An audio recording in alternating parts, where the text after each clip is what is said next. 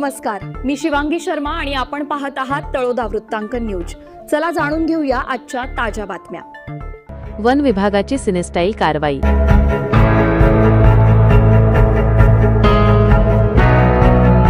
4 kilometre पाठलाग करून सागवान जळाऊ लाकडासह पिकअप जप्त, शासकीय वाहनाला धडक देऊन चालक फरार।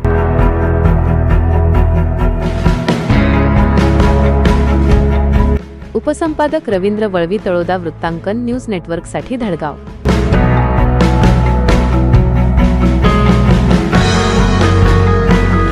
नमस्कार प्रेक्षक हो, धडगाव राजबर्डी रस्त्यावर रात्रीच्या गस्ती दरम्यान वन विभागाच्या पथकाने फिल्मी स्टाईलने पाठलाग करून अवैध जळाऊ लाकडाची वाहतूक करणारी पिकअप गाडी जप्त केली।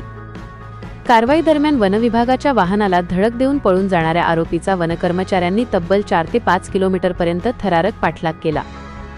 या कारवाईत एकूण 2,36,378 रुपयांचा मुद्देमाल जप्त करण्यात आला आहे। मिळालेल्या माहितीनुसार 8 जून रोजी रात्री 11 वाजेच्या सुमारास बिलगावचे वनक्षेत्रपाल लक्ष्मीकांत शेंडगे व रेंजर स्टाफ मौजे बोरी परिसरात रात्रीची गस्त घालत होते।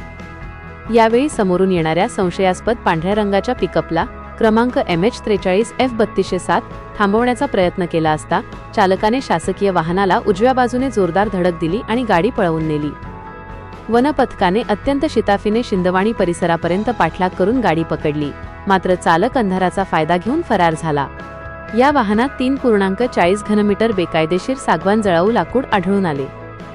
वन विभागाने 2,30,000ची पिकअप आणि लाकूड असा एकूण मुद्देमाल जप्त करून धडगाव काष्ठ आगारात जमा केला आहे। या प्रकरणी भारतीय वन अधिनियम 1927च्या विविध कलमान्वये गुन्हा नोंदवण्यात आला असून पुढील तपास सुरू आहे। धुळे व नंदुरबार वनविभागाच्या वरिष्ठ अधिकाऱ्यांच्या मार्गदर्शनाखाली बिलगाव वन कर्मचाऱ्यांच्या पथकाने ही धडक कामगिरी केली। आजसाठी इतकेच।